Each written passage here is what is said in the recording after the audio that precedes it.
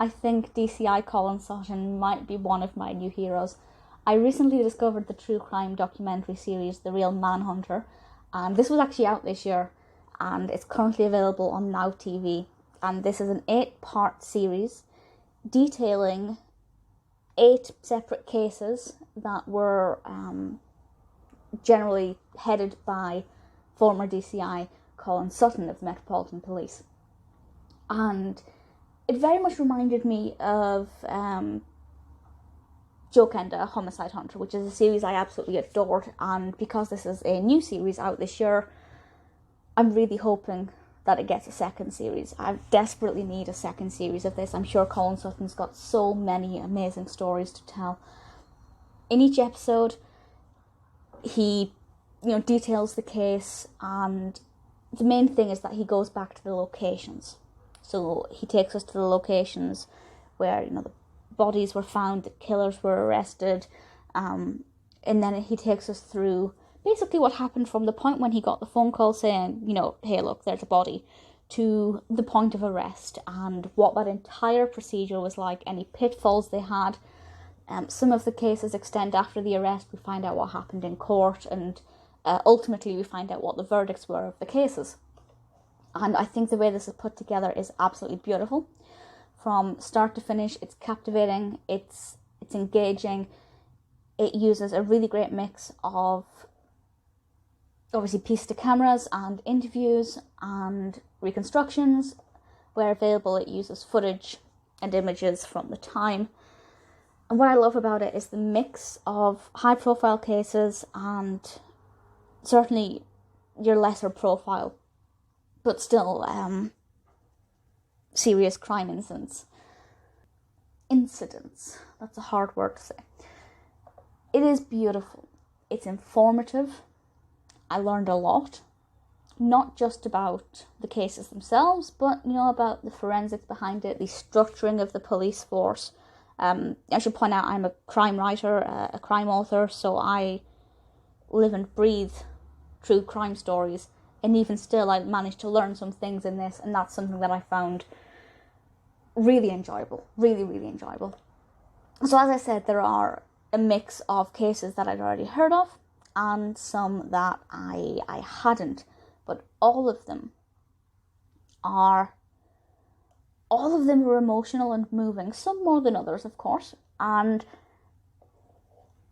just to give you an example of what they're like, it starts off with an episode about the night stalker, Delroy Grant, and then it goes into an episode about Levi Bellfield. Levi Bellfield, that one is a really interesting case because normally when there's a documentary episode about Levi Bellfield, it will focus quite heavily on the news of the world and the phone hacking, which is understandable. It's a selling point for that story. It's something documentaries will capitalise on. But this, although Sutton mentions it a little bit, by no means is that the main focus. It is about how they solved that case and how they were able to piece together everything. We get to see a lot of CCTV footage in this one of, from the buses and around the bus stops.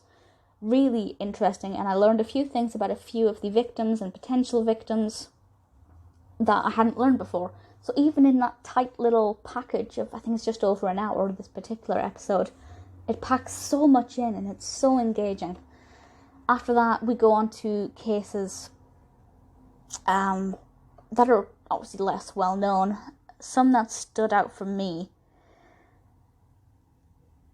they all stood out. The one about Chris Donovan was really fascinating and how they solved that. I won't spoil anything, but I thought that was a particularly interesting reconstruction that they did.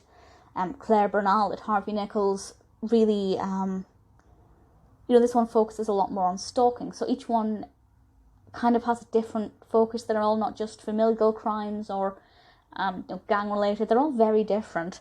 Bridie, Skehan. I'll stop talking because I don't want to spoil anything else. Although I will say the one about Maureen Hale got me really, really.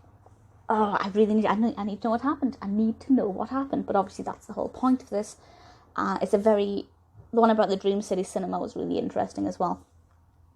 Very informative. If you're interested in fire, maybe that's not the right way to phrase it, But if you're interested in fire-based crime, that's something that will provide a lot of, knowledge and information, and it's certainly one to watch. They're all one to watch. They're brilliant. It's a very honest documentary where they maybe made mistakes or, where they didn't get the outcome they wanted. Sutton's very honest about that. Everybody who is involved in this is really honest. It's got a really great mix of individuals involved in the cases. To name just a few, we have Mike Sullivan, really interesting, Julia Balfour and Joe Brunt, particularly loved their involvement in this. Just everybody is really fascinating to listen to. A lot of people are very softly spoken as well, which is always it's so lovely to hear them talk. They're passionate, they're knowledgeable, their enthusiasm for their work is infectious. And from start to finish, I'm devastated that it's only 8 episodes, because this is one of the greatest TV series, true crime series, I've seen in a while. And as I said, I consume these more than I consume air. They're fantastic, and this is just absolutely beautiful. If you like true crime, please watch this. It is perfect. I'm going to get my hands on some of Colin Sutton's books. He has written some things that I'm desperate to read. I know for certain there's one about the Night Stalker. I'm not sure what else he's written. But this series is incredible, and all I want out of life is another series. It's perfect, it's beautiful. Definitely check it out.